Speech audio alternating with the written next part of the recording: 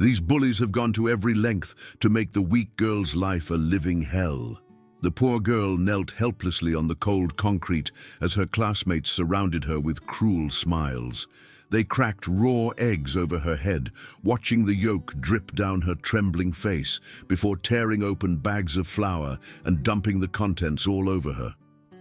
Despite the relentless humiliation, she showed no resistance whatsoever.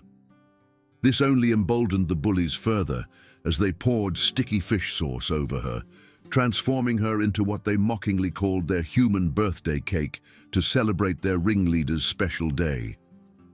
The unfortunate victim's name was Maya. She had a twin sister named Aria, and though they shared identical faces, their personalities couldn't have been more different. Growing up without parents, both girls had been placed in different institutions after birth. Aria had been the fortunate one, adopted by a wealthy family in the capital city of Stellarburg, while Maya endured a childhood filled with hardship at Riverside Children's Home. She had to mature quickly, caring for younger children while barely being a child herself. As a result of her difficult upbringing, Maya's personality became timid and withdrawn, making her an easy target for school bullies. Meanwhile, her sister Aria had enjoyed a privileged childhood, but developed a cold, calculating nature. Since she was constantly spoiled by her adoptive mother, who handled everything for her, Aria grew ruthless and detached from others' suffering. On this particular day, Aria was on a school field trip, walking through scenic mountain trails while watching a live stream of her best friend's swimming competition. Seeing her friend win first place, Aria couldn't hide her excitement and cheered loudly, drawing amused looks from classmates. In stark contrast, Maya was enduring another round of systematic bullying. Today was their ringleader's birthday, and her underlings had decided to turn Maya into a literal human cake. They mercilessly smashed eggs on her head, covered her with flour, and doused her with pungent fish sauce. Looking at Maya's pitiful state, the school boss, Victoria, stood silently as if she might feel remorse, but after a few seconds, she burst into maniacal laughter and threw exaggerated heart gestures to thank her minions. The tragedy didn't end there. Maya was forced to change into gym clothes, reeking of fish sauce, and enter the classroom where not a single person showed sympathy. Instead, they covered their noses dramatically because of the lingering smell. Even her desk mate told Maya to keep her distance, as if her misfortune was contagious. To make matters worse, after class, the homeroom teacher, Mr. Henderson, called her aside for a private discussion. He criticized Maya's appearance, saying her clothes were filthy and she emitted an offensive odor. Throughout the school, she met nothing but mocking remarks and insulting comments. The next day, Maya fell ill and stayed home. As soon as she stepped outside the children's home for fresh air, she spotted the familiar group of bullies approaching. They were pretending to do community service as an excuse to visit the welfare center, but in reality, they sought another opportunity to torment Maya. Still recovering, Maya endured their presence quietly, not wanting to cause trouble for Mrs. Chen, the center's director. The situation was complicated by Victoria's father, Mr. Blackwood, being a major sponsor of the charity house, leaving Maya with no choice but to endure whatever came her way. Victoria often bragged about her father's scholarship fund and how he constantly searched for organizations to support. Hearing this, and desperate to improve conditions for the welfare center, Maya arranged to meet Victoria privately that evening. She humbly asked Victoria to put in good words with her father, hoping for increased funding, but Maya had been far too naive. Victoria used the excuse of borrowing Maya's phone to supposedly ask her father's opinion about funding. However, she actually sent taunting messages to the entire group chat of bullies, further inflaming their hatred toward Maya. When both sides discovered the deception, a violent confrontation erupted. During the struggle, Victoria fell backward into sharp metal pipes. Maya, despite everything Victoria had done, instinctively shielded her tormentor with her own body, thinking this selfless act might change Victoria's heart. Instead, Victoria relied on her parents' influence to pressure the school into expelling Maya, knowing Maya couldn't fight back against such wealthy, connected opponents. Unable to win against the Blackwood family's influence, Maya pleaded desperately with Mr. Henderson to attend just one final class before her inevitable expulsion. However, when she returned to the classroom for her last day, the bullies were waiting with an even more elaborate plan. They had scribbled degrading words all over her desk and cornered her, planning to tear her clothes off and record the assault. Fortunately, Maya summoned every ounce of strength to push them away and escape. She stumbled desperately across the schoolyard, the psychological pressure finally causing her actions to become clouded and irrational. Meanwhile, Arya had just stepped out of her family's luxury car when she received a mysterious message from an unknown sender. Her emotions quickly soured upon reading it, and the expensive phone slipped from her trembling hands. When she climbed back into the car, she showed visible irritation toward her best friend, completely out of character for her usually composed demeanor. That night, while sitting in her family's mansion's elegant common room, Arya suddenly received an urgent phone call. After grabbing her phone and hurrying out, her best friend Lily became worried and followed discreetly. Lily witnessed Arya meeting with some mysterious person in a heated argument before storming off in frustration. The next day, Arya's class took a scenic cable car up the mountain for their annual school trip. Arya's face carried deep sadness she couldn't hide. Despite their long separation, she still remembered Maya clearly, though they had never actually met as teenagers. Ironically, they were both in the same mountain cafe at one point, but the sisters passed by each other without realizing their connection. When it came time for the mandatory class photo at the scenic overlook, everyone panicked when they couldn't find Arya anywhere. The entire class immediately rushed to search the mountain trails, but even after scouring nearly every accessible area, they couldn't locate her. News of Arya's mysterious disappearance quickly reached her adoptive mother through frantic school phone calls. Mrs. Whitmore rushed to the mountain scene, completely overwhelmed with grief and unable to speak coherently through her sobs. Meanwhile, Arya's best friend and secret admirer Marcus couldn't hide his intense worry upon hearing she was missing. Thinking constantly about Arya's safety, he lost focus completely and missed his important swimming competition, something he had trained for all year. Unable to accept the devastating reality, Mrs. Whitmore searched tirelessly for news of her beloved daughter day after day, hiring private investigators and organizing volunteer search parties. Then one day, after weeks of agonizing uncertainty, she received a long-awaited call from Stellaberg General Hospital. At last, her days of crushing anxiety seemed to be ending. But the relief was heartbreakingly short-lived, as Mrs. Whitmore soon received devastating news. Her daughter had suffered severe memory loss due to psychological trauma and extreme stress. The doctors explained she might eventually recover her memories, or she could permanently forget everything about her previous life, including her own identity. As Arya prepared to leave the hospital in a wheelchair, still weak and disoriented, she encountered Victoria by pure coincidence in the hospital corridor.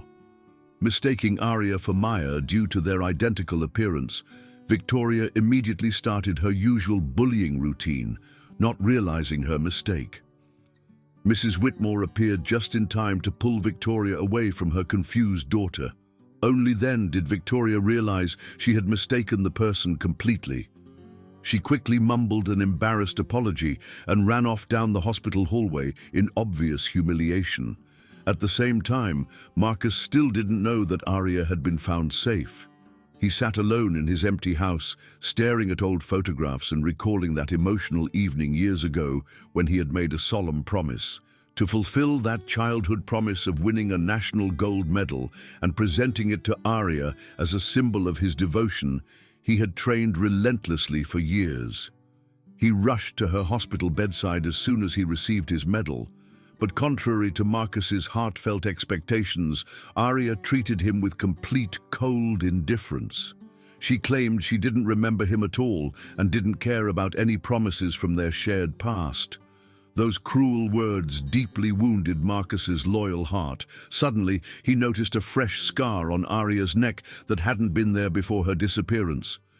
Curious and concerned, Marcus gently asked what had happened to cause such an injury. Upon hearing his question, Arya instinctively stepped back and told him coldly that he couldn't possibly help her with anything important. Marcus still couldn't comprehend why Arya had changed so dramatically from the warm, caring person he remembered.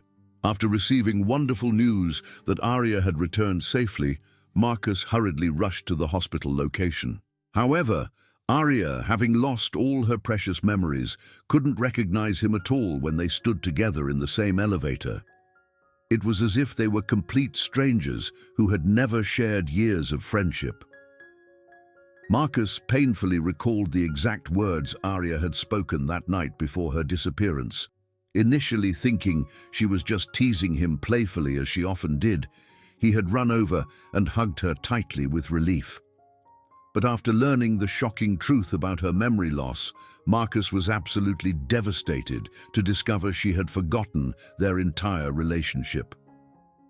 When Arya asked him directly if they had been close friends, both Marcus and Lily bolted out of the hospital room, unable to bear witnessing her confusion.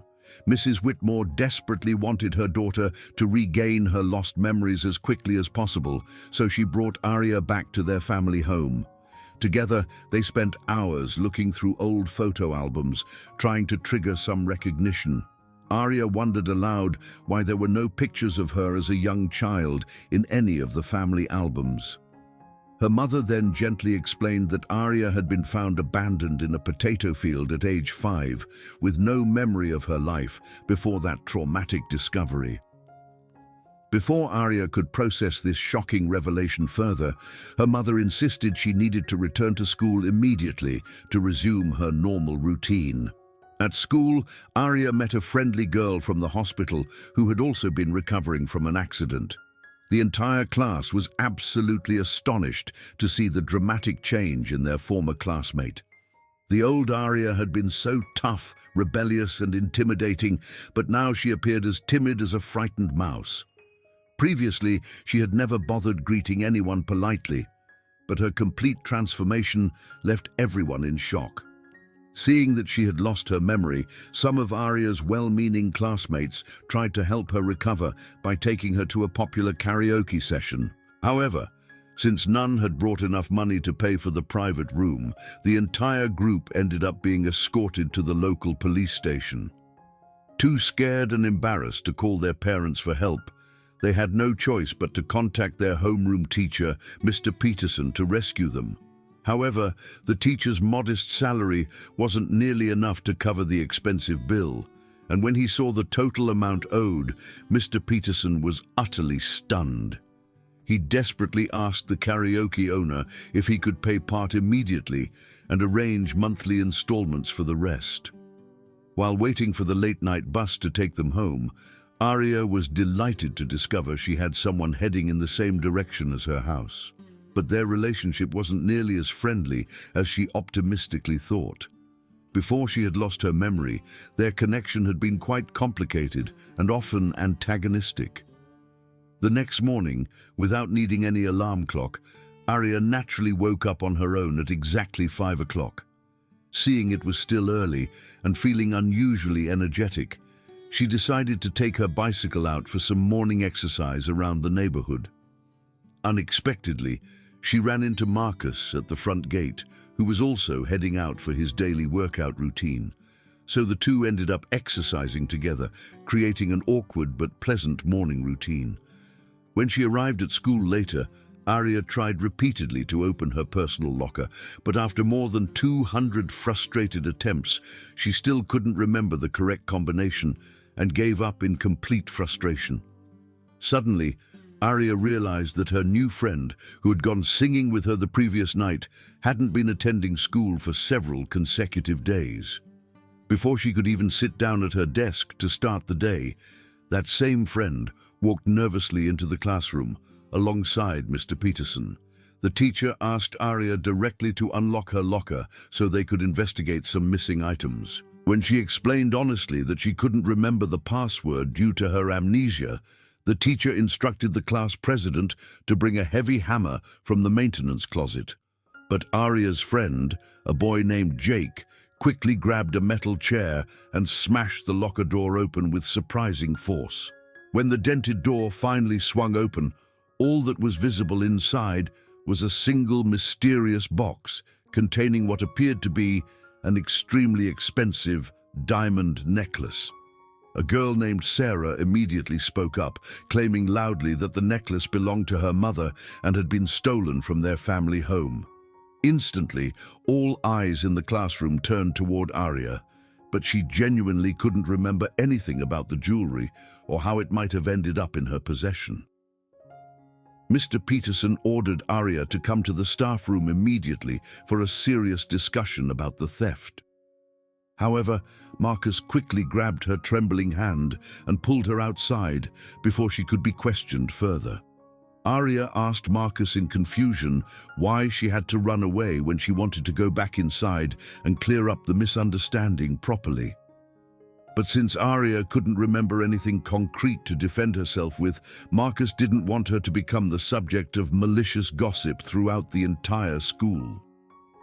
At that crucial moment, Sarah was giving her detailed account to Mr. Peterson in the staff room. She claimed that Aria had systematically forced her to hand over money for Aria's personal expenses, threatening to physically assault her if she didn't comply with the demands.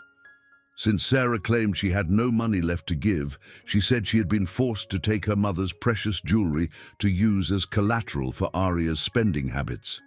However, because Aria had completely lost her memory, Mr. Peterson felt obligated to call both sets of parents to discuss this serious matter.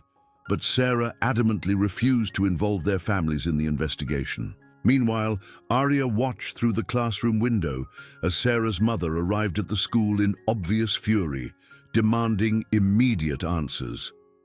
Aria turned to her two closest friends, Marcus and Lily, and asked them directly about her past relationship with Sarah, questioning whether she had really been bullying and extorting money from the girl before her accident. Her close friend Lily denied the accusations completely and emphatically. Still filled with nagging doubts about her own character, Aria was desperately eager to get more detailed information directly from Sarah herself. But every time she tried calling Sarah's phone number, the calls went straight to an automated voicemail message. The next morning, Aria and Marcus met up again for their daily exercise routine around the neighborhood park. While taking a rest break on a wooden bench, Marcus noticed with alarm that the distinctive scar on Aria's neck had mysteriously vanished without leaving any trace whatsoever. But when he mentioned this strange observation, Aria had absolutely no memory of ever having such an injury. When she arrived at school that day, she overheard some classmates gossiping in hushed whispers about her alleged criminal behavior. She began to seriously wonder what kind of person she had really been before losing her memories.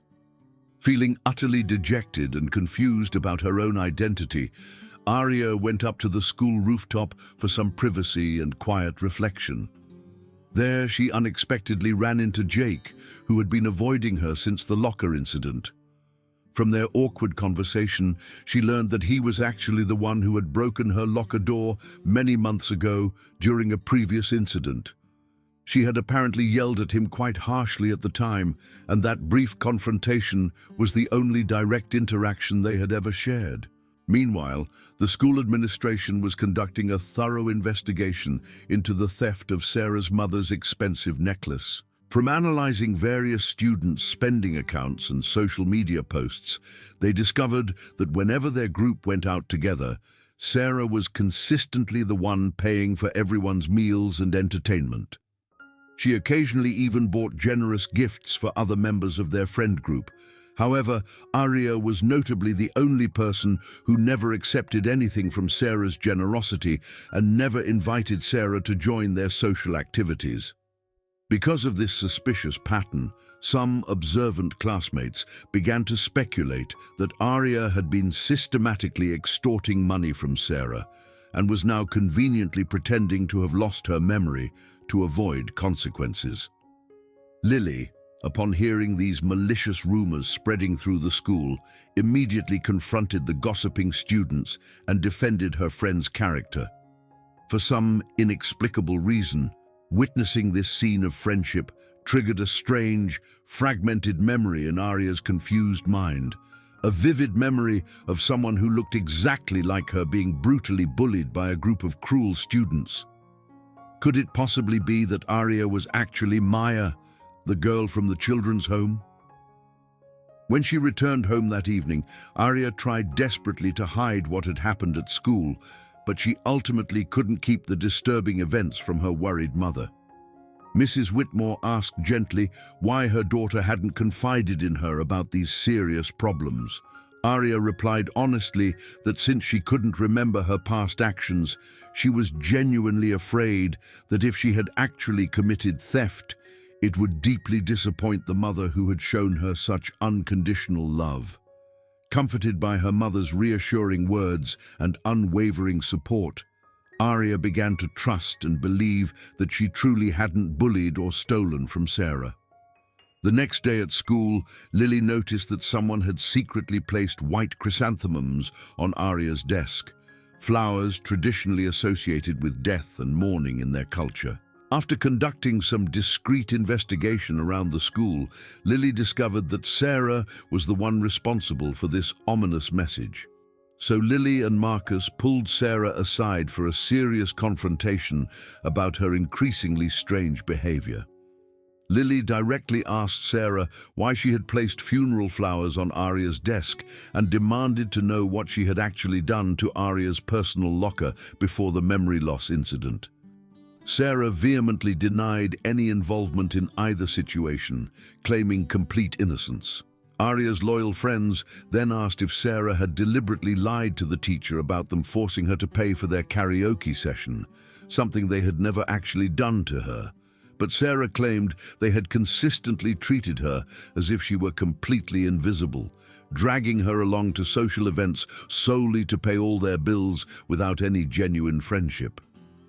Sarah admitted that she had desperately wanted to hang out with them as a real friend, rather than just a source of funding. She explained that she hadn't wanted the school administration to launch a full investigation because she was afraid they would discover she had no real friends whatsoever, only people who used her for money. But now she had completely changed her mind about protecting them. Sarah told Arya's friends to prepare themselves for serious punishment when the truth finally came to light.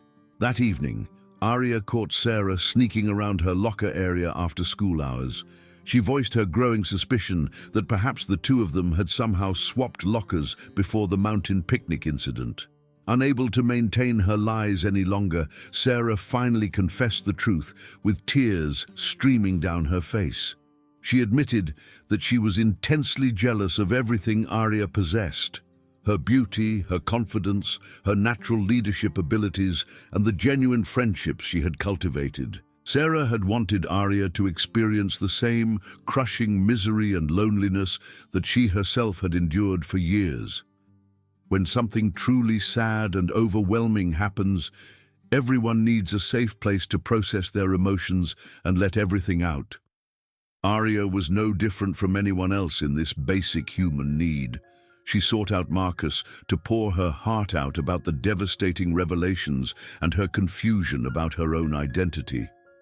While they were playfully splashing water at each other by the school fountain, trying to lighten the heavy mood, Arya suddenly slipped on the wet pavement and fell directly into the deep, ornamental pool. As she struggled desperately in the cool water, unable to swim properly, her completely lost memories suddenly came flooding back like a broken dam. It turned out that, unable to endure the relentless cruelty of the group led by Victoria any longer, She had actually jumped into the raging river that ran behind the children's home, intending to escape this world permanently. But miraculously, the person who had saved her life looked eerily similar to her own reflection. In truth, she was Maya, the bullied girl from Riverside Children's Home, and the person who had rescued her from certain death was her identical twin sister, Aria. The comfortable life Maya was living now was actually the life that the real Aria had left behind when she disappeared.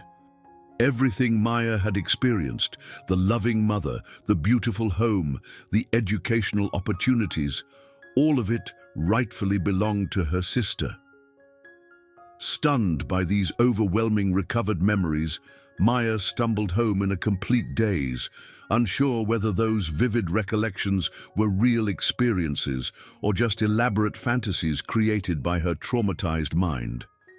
She frantically searched through Aria's personal belongings until she found a hidden diary tucked away in the back of a desk drawer. Upon reading the diary entries carefully, Maya confirmed with absolute certainty that those memories were indeed the complete truth. She was Maya, the girl who had grown up in the harsh environment of an orphanage, not Aria, the privileged daughter of a wealthy family. But thanks to losing her memory and accidentally switching lives, Maya had finally come to know the incredible happiness of having a truly loving mother figure in her life. She hugged Mrs. Whitmore tightly, surprising the woman greatly with the sudden display of intense affection. The next day, Maya confessed the entire complicated truth to Mr. Peterson in his private office. She carefully explained that she and Sarah had indeed swapped lockers before the mountain trip, but Mr. Peterson's sudden arrival during their secret meeting had left Sarah unsure of what to do next. Sarah had planned to stand before the disciplinary committee and confess everything during the formal hearing about the theft of her mother's necklace. But just as Sarah stepped forward to admit her guilt publicly, Maya, still posing as Aria, took full responsibility for bullying and extorting money from Sarah, even though she hadn't actually committed those crimes. Having once been a victim of systematic school violence herself, Maya understood completely the deep fear and crushing loneliness that filled Sarah's heart every single day. This revelation left Sarah stunned and deeply grateful for Maya's unexpected sacrifice. Maya even sent Sarah some healing poems and encouraging messages, telling her not to be afraid anymore. Maya assured Sarah that no matter how difficult the road ahead might be or how dark the sky appeared, Maya would always be there by her side as a true friend. Sarah's emotions completely overflowed upon reading these kind words. Perhaps only now had she finally found someone who genuinely cared about her well-being rather than just using her generosity. Everything was resolved in the most positive and healing way possible for all involved. However, Sarah still chose to leave the school quietly rather than face the continued awkwardness of the situation. She didn't forget to create hand-drawn pictures for all her classmates, serving both as a heartfelt farewell and a sincere thank you for being part of each other's shared youth experience.